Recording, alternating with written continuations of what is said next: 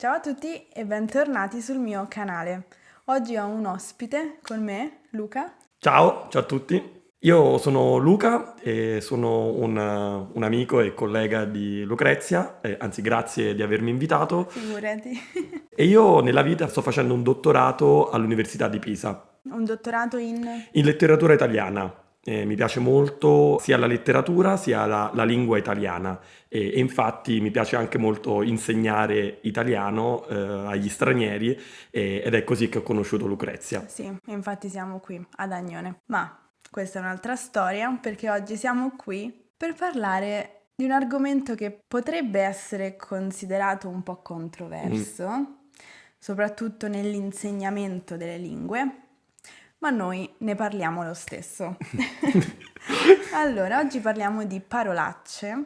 La domanda di partenza per la nostra conversazione è: sei a favore o contro l'insegnamento delle parolacce in una lezione di lingua italiana? Chi comincia? Tu, vai, sei ospite, cominci tu. Allora, siccome è un argomento controverso, è bene parlarne, è bene confrontare i diversi punti di vista, cercare di paragonare le nostre idee e vedere, insomma, se è possibile una soluzione, magari anche un compromesso. Questo già vi fa capire che noi abbiamo idee diverse sull'argomento.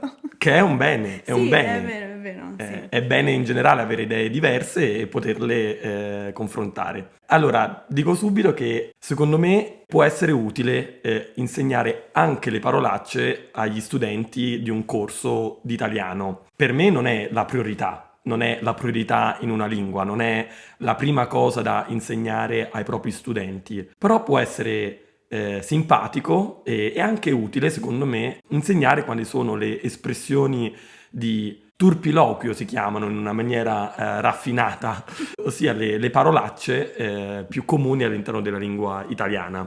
Allora, una prima ragione è un po' semplice, cioè che le parolacce sono molto usate in italiano. Sì. Insomma, forse una prima ragione è questa, che sono parole molto usate anche nei film, in realtà. A volte è difficile comprendere un film oppure capire esattamente cosa stanno dicendo se non si conoscono alcune espressioni di turpiloquio, quindi è importante conoscere le parole più utilizzate.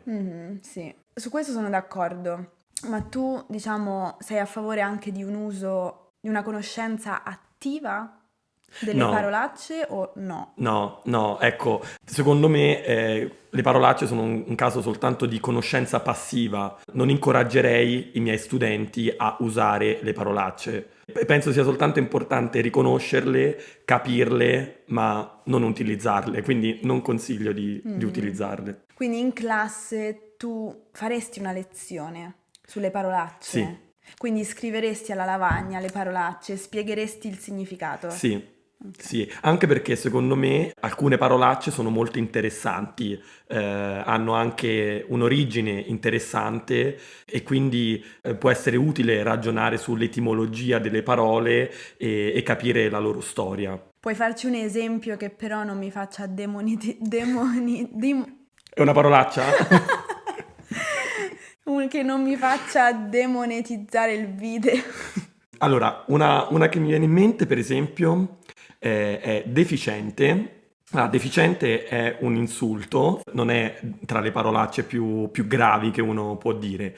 Comunque significa una persona essenzialmente stupida. Questa parola viene da un verbo latino che significa mancare di qualcosa, avere la mancanza di qualcosa, in questo caso dell'intelligenza, forse del cervello. Grammaticalmente è un participio presente, quindi che è una struttura che noi in italiano non usiamo tantissimo No. come verbo, può essere anche utile per una spiegazione grammaticale del participio presente. Ci puoi fare un altro esempio? Allora, sempre per rimanere nel campo delle offese, ma non troppo gravi, mi viene in mente imbecille. Praticamente imbecille viene sempre dal latino medievale, in baculum. quindi è letteralmente una persona fragile che per camminare deve appoggiarsi a un bastone, a un baculum, il latino per il bastone, e quindi ancora una volta una persona sì un po' stupida, un po' che non sa vivere da solo, è molto fragile. Quindi No, è sì. interessante, non conoscevo questa Ah. etimologia. Sì, A me bello. piace molto l'etimologia delle parole, quindi Sì. insomma, è perché effettivamente poi nell'etimologia è racchiuso in qualche modo, si trova il senso poi della parola, anche se l'abbiamo un po' dimenticato. È interessante scoprire l'etimologia di alcune parole, no? Però ce ne sono altre che effettivamente sono un po' pesanti, cioè altre parolacce da Sì. spiegare sono un po' volgari e Mm. pesanti. Non c'è una spiegazione elegante come nel caso di deficiente e imbecille. Quindi dipende Mm. anche dalle parolacce a Sì. questo punto. Sì, ecco sì, diciamo forse avrei un po' paura, spiegando le parolacce, di offendere la sensibilità di qualche studente, Sì. quindi forse sì, forse non spiegherei tutte le parolacce, anche perché ce ne sono tante, Solo e alcune, quelle più interessanti, simpatiche anche dal punto di vista etimologico, esatto, appunto. e anche le più comuni, e mi verrebbe da dire che le più comuni forse sono anche quelle meno offensive, quelle che Mm-mm. diciamo nella vita di tutti i giorni, anche se siamo stressati, arrabbiati per qualche cosa e diciamo non sono proprio un insulto nei confronti di un'altra persona, perché non è bello insegnare come si insultano le altre persone, non si dovrebbe No, fare. no, infatti, infatti. Quindi tu sei a favore, Sì, diciamo. sì, in generale sì, con qualche limite come quello che dicevo, però sì, penso sia importante includere anche questo tipo di parole all'interno della conoscenza dell'italiano. Mhm. Una conoscenza passiva il più delle volte. Sì, se un mio studente dicesse una parolaccia in classe, io non sarei contento. Perché non è il contesto adatto. Non voglio che un mio studente dica delle parolacce, deve saperle riconoscere, ma non dirle, perché la classe non è il contesto adatto per usare queste parole. Mm. È proprio per questo motivo che invece io sono a sfavore dell'insegnamento delle parolacce, proprio perché è difficile riconoscere il contesto giusto per utilizzare una parolaccia, è difficile per uno studente di lingua italiana capire il significato profondo della parolaccia e quindi di conseguenza è difficile utilizzarla bene. Io a volte sento degli studenti che dicono delle parolacce perché pensano che sia divertente o che sia figo, sia un po' così alla moda, no? Dire Mm, parolacce.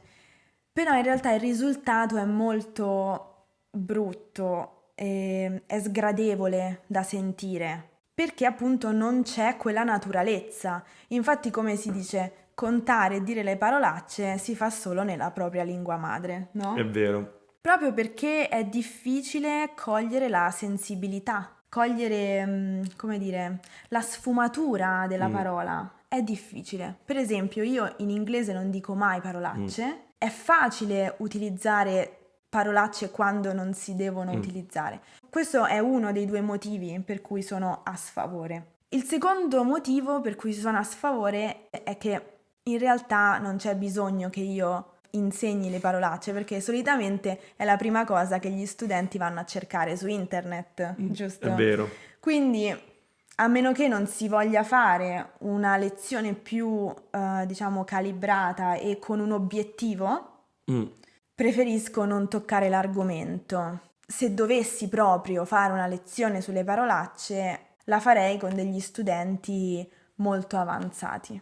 Sì, su questo sono d'accordo. Come dicevo all'inizio, le parolacce non sono una priorità No, dell'insegnamento della lingua. Ci esatto. sono tante belle parole, tante belle frasi da poter dire in italiano e le parolacce vengono dopo. Però, secondo me, uno studente avanzato riesce ad apprezzare anche di più il tipo di insegnamento. Esatto, perché a quel punto siamo più su una riflessione, Mm, no?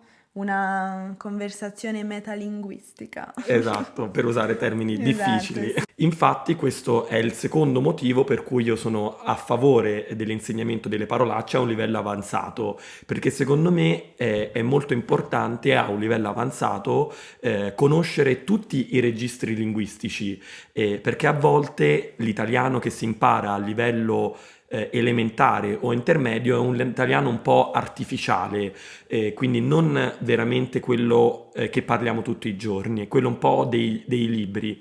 E quindi secondo me a un livello avanzato è importante conoscere i vari registri, quindi il registro solenne, quello che usi in dei contesti molto formali, quello informale, ancora sotto quello colloquiale, quello che usi con i tuoi amici, e poi sotto quello volgare. Quello più basso che si Sì. tende a evitare, diciamo. È anche molto, molto spontaneo.